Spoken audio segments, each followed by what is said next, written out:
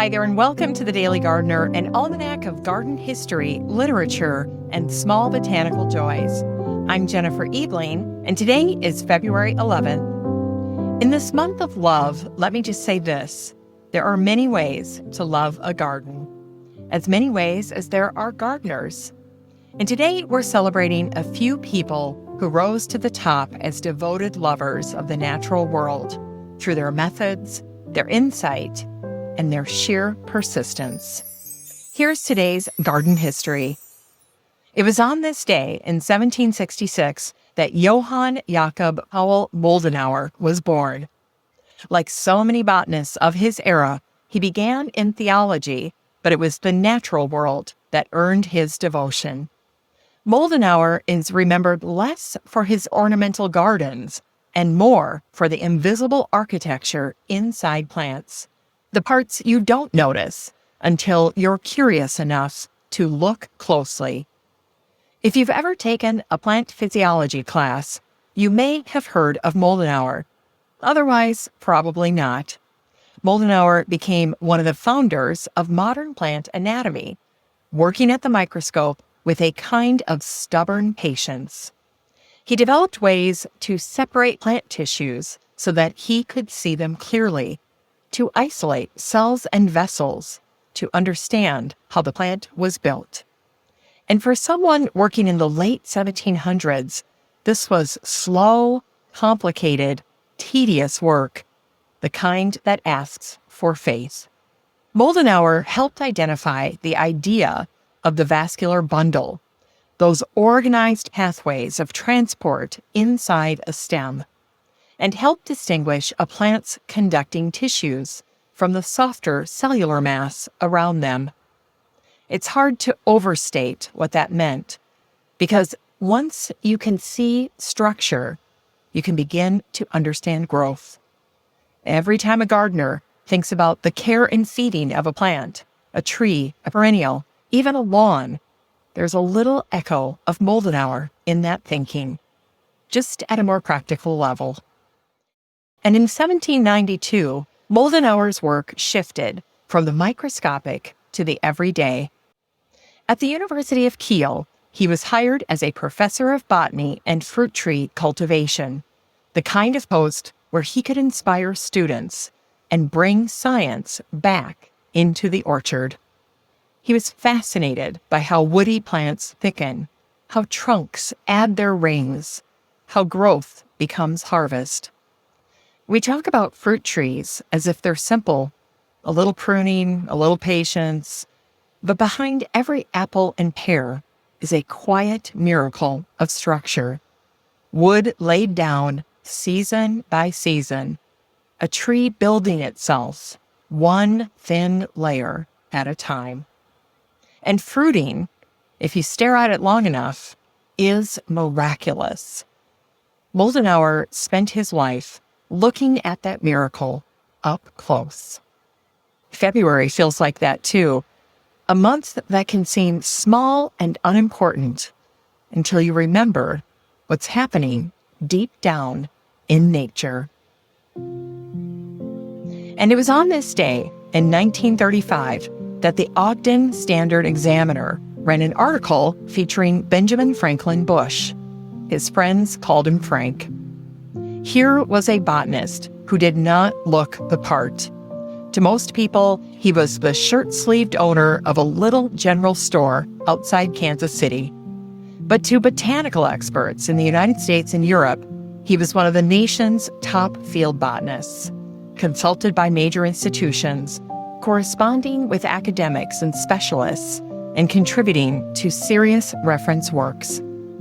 Frank spent decades learning the flora of Jackson County, Missouri, walking prairies, woods, glades, and river edges, building knowledge the slow way by showing up.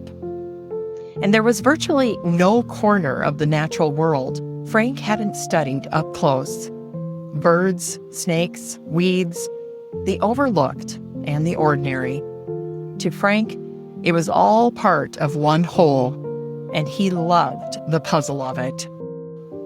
Frank died on Valentine's Day in 1937, which feels strangely fitting for someone who gave his life to knowing one place so thoroughly that it became, through him, one of the best-known botanical regions in the country.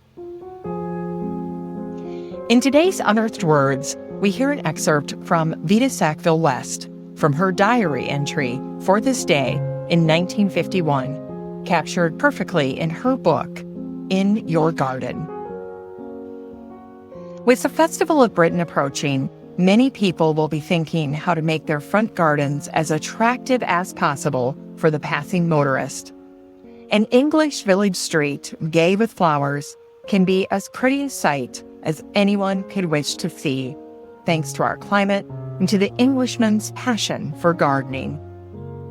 Many of these small front gardens are already well furnished with beds, but it would be pleasant to feel that something more permanent was also being planted, as things were planted to commemorate the coronation back in 1937.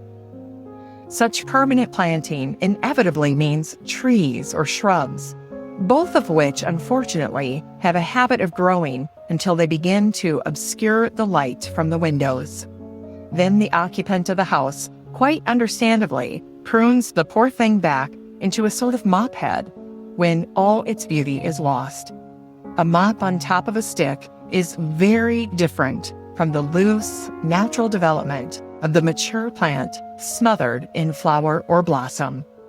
An ingenious way of getting out of this difficulty is to train the branches along post and wire, like an espalier apple or pear in an old kitchen garden. The prunus, the pyrus, the Japanese cherries, the almonds, and all the other members of those lovely families lend themselves very obligingly to such treatment. Have I made myself clear? No, I don't think I have. I often want to draw a little explanatory diagram, but I can't draw. So without the aid of a diagram, may I suggest that you might run a row of flowering trees from your front gate to your front door, training them horizontally, and yet will make a path of blossom from gate to door along our village streets. Vita is so unmistakably herself here, brisk, practical, faintly scolding, and then suddenly amused at her own limits. And that moment of self-interruption, have I made myself clear? No, I don't think I have, is part of her charm. She seems most alive on the page when she's trying to solve a garden problem and inviting everyone else to solve it with her. It's time to grow that garden library with today's book, Plant, Lore, and Legend by Ruth Binney. This week, the books are all by garden intellectuals, people who think deeply about the garden. This is a small, giftable book, the kind that's easy to keep by a chair and pick up for a few pages at a time. It gathers the old stories that cling to the plants, myths, customs, remedies, symbols, superstitions. It doesn't ask us to believe every tale, but it does ask us to remember that long before plant charts and databases, people made sense of the natural world through story. February is a good month for that kind of reading, when the garden is quiet and imagination wanders through old calendars and hedgerows. Plant lore grounds us, and in a world of constant acceleration, that kind of grounding matters.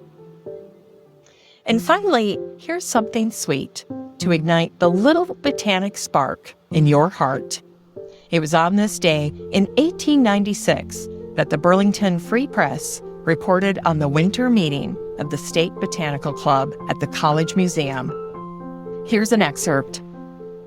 The most popular paper of the evening was that by Reverend J.A. Bates of Randolph on How Should Botany Be Taught in Schools.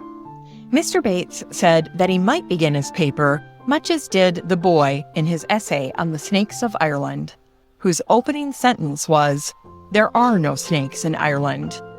He believed that the absence of botany from the curriculums of our common schools was much to be regretted.